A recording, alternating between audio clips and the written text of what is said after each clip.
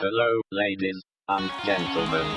Welcome to the Telescope Podcast. What's up, everybody? Everyone in this place, if you could do a handstand, I want to see your feet up in the air right now. Wave them around, that's right. Woo! Hello, welcome to the Telescope Podcast, the show where we look at geek culture through the spyglass of faith. Matthew Seipel Anderson here. It is a beautiful day, Monday here in Duluth, Minnesota, and I am recording this episode from Lakeview Christian Academy. I do guitar lessons here at Lakeview on Mondays, and I'm between students and thought I would crank out a show. So it's really appropriate because I'm actually standing in Miss Wortman's class, and she is a superhero fan, apparently, because there's like a bunch of artwork of different superhero logos. There is a multicolored, like, this poster with all these Stormtrooper helmets. There's Avengers posters. There is a big, humongous Stormtrooper figurine.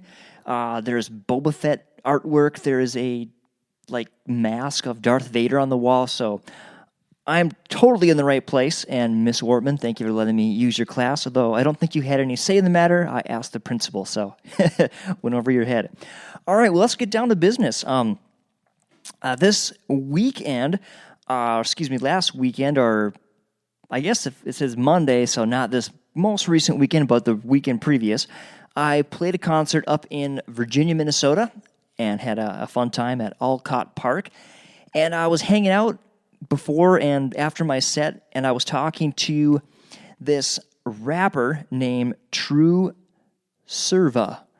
And, if I say it in true northern Minnesota style, it's True Server. I was hanging out with True Server, but so that's not my scene, I guess. But nice guy, had a great time hanging out with him, and had a great time hanging out with his DJ. And his DJ goes by the name T-Tom. His name's actually Tom, but they call him T-Tom. And another really fun guy, and we connected over this show. I was kind of promoting this show, giving out business cards, talking about it from the stage, and he's like, "Oh, you like all that stuff? That's awesome. I don't have anyone to talk to, traveling around." So T-Tom is a DJ. He's also a multi-instrumentalist, and he's a YouTuber. He's got a channel called, I didn't write it down. It's like T-Tom the Mad Musician, and he does all kinds of fun stuff on his YouTube show, so go check that out. But anyway, when we were talking, it turns out that T-Tom is into the things that I'm not so much into, right? So he is really into anime and gaming, and he goes to a bunch of the big conventions down in the Twin Cities. He even helps people with their cosplay gear. So it was just really fun to learn, his perspective, the different aspects of geek culture that he's a part of. So I think we're going to try to work it out to have him be a guest, and if we both enjoy it, then maybe it will become a regular thing. But, if you're listening and you're big into gaming or anime, or you like going to the conventions down in the Twin Cities, shoot me some questions that you would have for T-Tom. I'm just going to have him on. I think he's going to talk about a gaming convention he just went to, kind of give the lowdown on some of the new things happening in the video game world. So hit me up at mysavorsanthem@gmail.com. Shoot me out your questions, and that would be great, because hopefully real soon I'll have T-Tom on the show.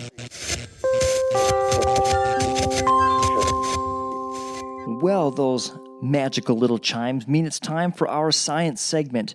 The science segment today comes from a story on the website ScienceDaily.com, and the article is titled, "First in World Robot-Assisted Spinal Surgery."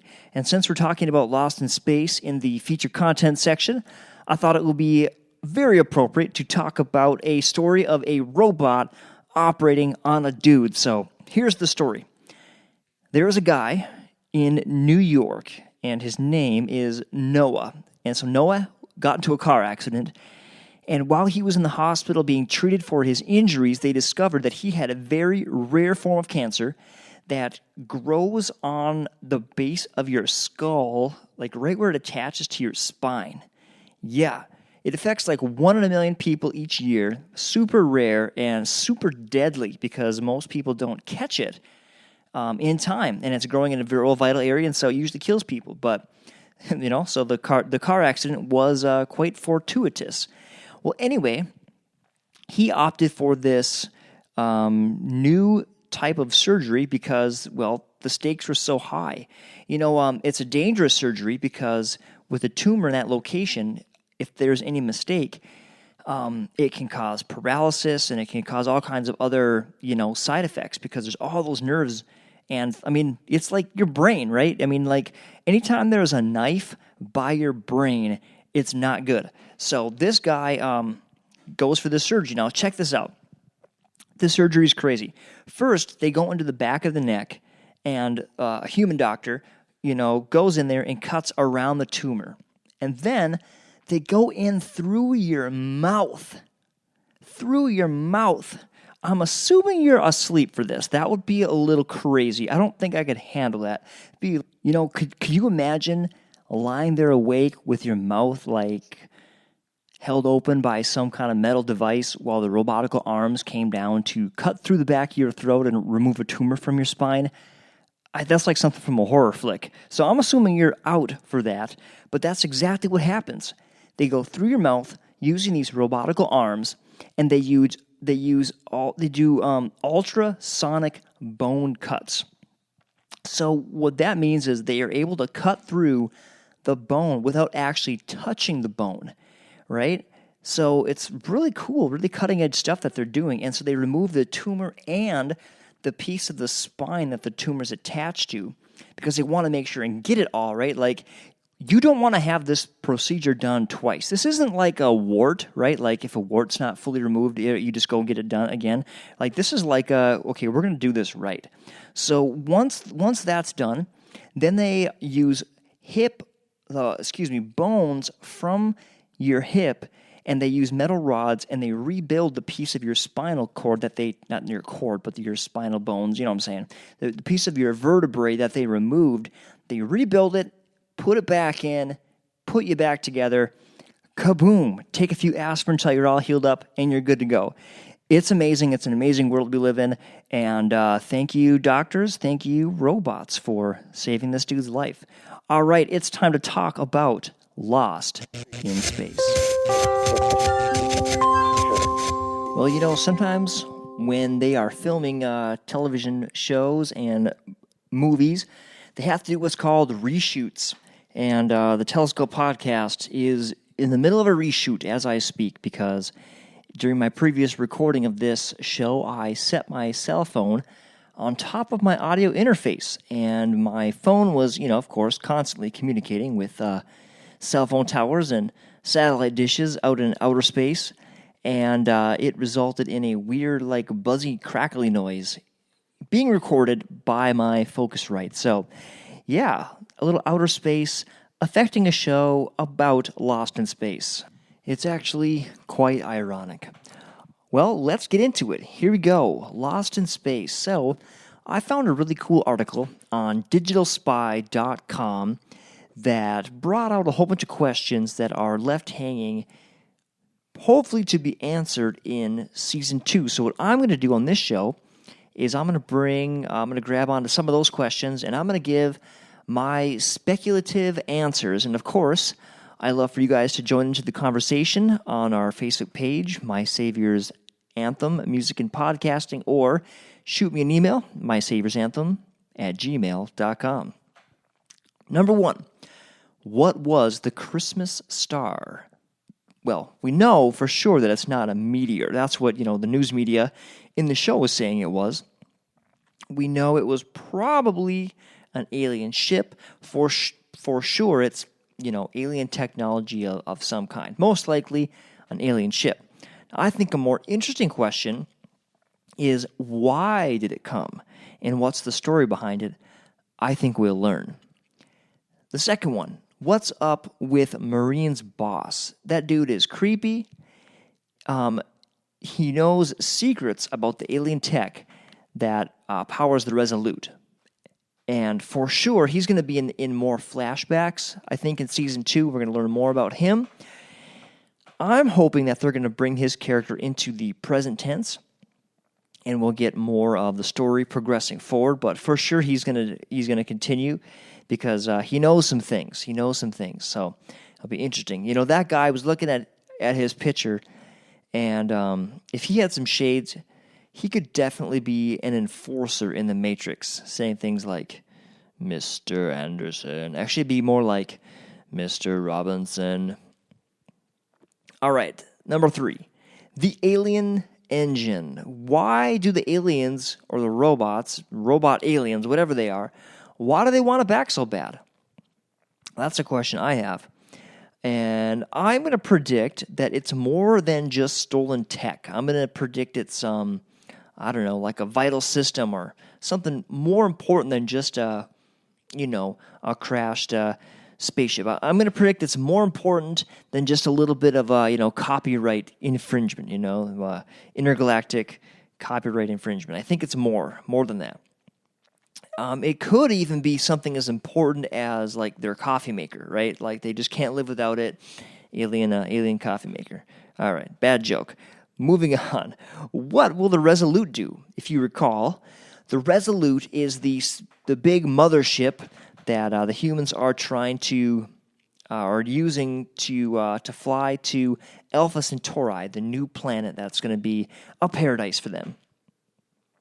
I predict that based on the behavior of some of the other human leadership, that the Resolute will try to leave or will decide to leave, but a small group will go in search of the Robinson family, and that will force the Resolute to stay. That's just my prediction. I'm kind of getting specific on that one, but that's just one way I could see them, going about it. Okay. Dr. Smith. Or is it June Harris? The crazy lady.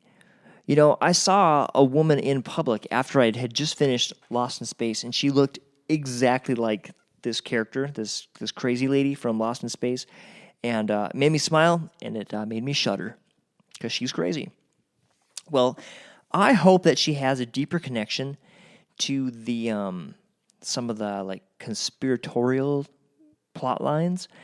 I hope she's not just like a street criminal looking to have a fresh start. I mean, that's been her story this whole time, but I don't know.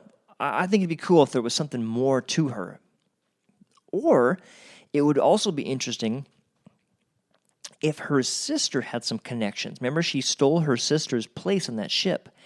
So, what was her sister's involvement? Was her sister just a passenger, or is there more? So that would be interesting. I guess I'm not really making a prediction other than, she's going to be in trouble because she's one of those individuals who, pretty much causes drama everywhere she goes. So, look out.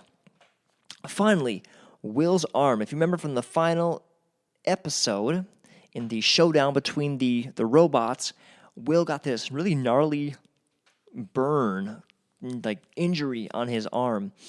And I think something more is going to come from that. Could just be like an alien infection. It could be maybe the aliens implanted eggs and they're going to come popping out of his chest.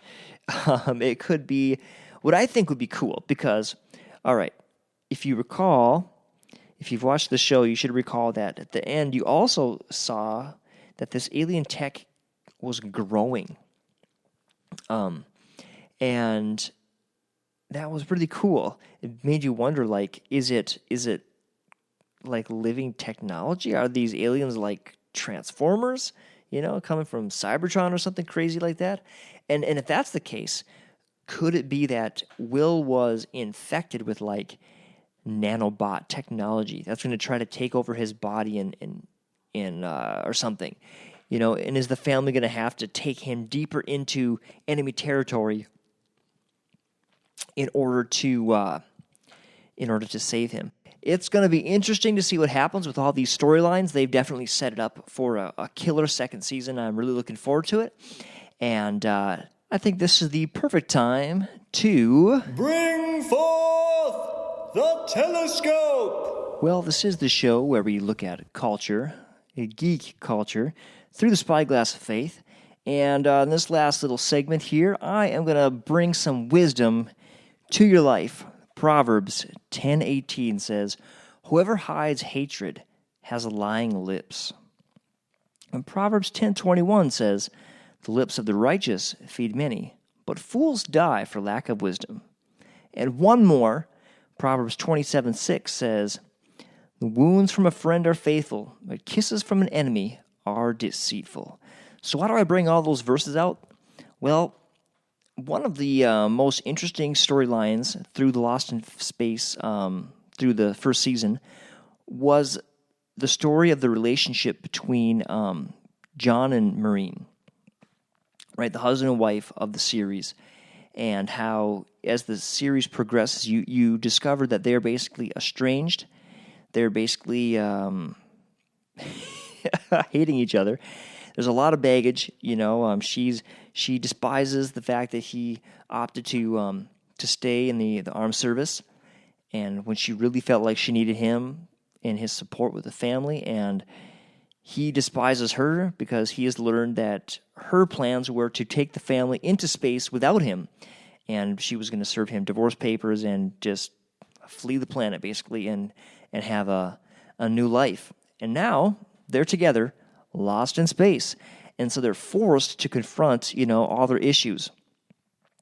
And you really see the walls and the seething emotions under the surface, and it just applies to Proverbs 10:18. Whoever hides hatred has lying lips. And but as the series progresses, it's really interesting because the walls begin to come down, new trust is formed, and they begin to really have some hard conversations where they're very honest with each other. And that reminds me of the verse in Proverbs 27 that says that the wounds from a friend are faithful, and as the husband and wife, their relationship begins to thaw. They begin to speak some pretty stinging words to one another, but they're truthful words, and they're words meant to help the other person and meant to finally open themselves up and be honest.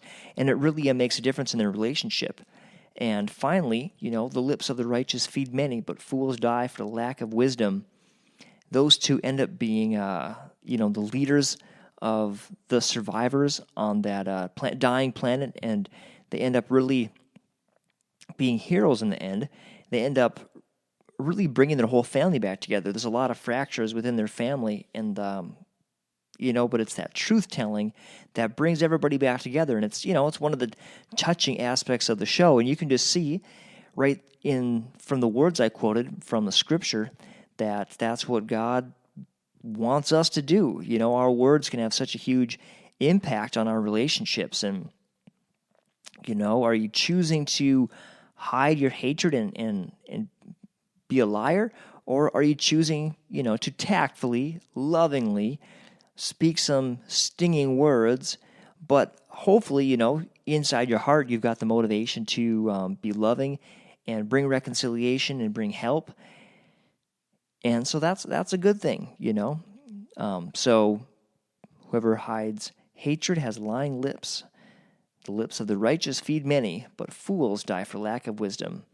And the wounds of a friend are faithful. The kisses from an enemy are deceitful. You can if you want to moralize about this a little bit, you can really see that in the Dr. Smith, or whatever her name is, the crazy lady character, right? I mean, she totally had the silver tongue, but she was obviously hiding hatred, and she was obviously being deceitful, and it was not good. So, watch out for people with wild, crazy hair and a wild, crazy look in their eye, and who pose as doctors. So, hey, thanks for listening to the show. I hope it's encouraged you. If it has, let me know. Love to hear what aspects of the show you like, what aspects you don't like. Do you like the new format? Now, I think I've done 3 or 4 episodes of, with the intro, the science segment, the main content, and then this telescope. So do you like that? Let me know. MySaviorsAnthem@gmail.com. My Savior's Anthem, music and podcasting on Facebook. So until next time, love y'all. Thanks for listening. Make sure you subscribe in your favorite podcast app or wherever you're consuming this, like Spotify or whatever. And I would appreciate it. Take care. Bye-bye. What's up, everybody? Everyone in this place, if you could do a hand